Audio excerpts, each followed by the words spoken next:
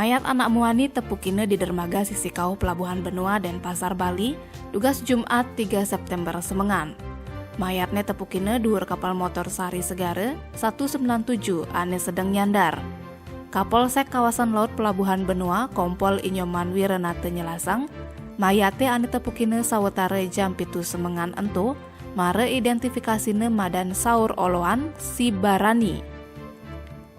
Ia dadi anak buah kapal KM Sari Segara 188. Tim forensik masih suba meriksa di RSUP Sanglah. Kanti jani konden tawange apa ngeranang korban ngalahin di dhuwur kapale.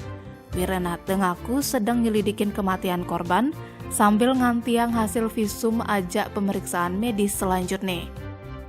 Tim Bali Express ngelaporang.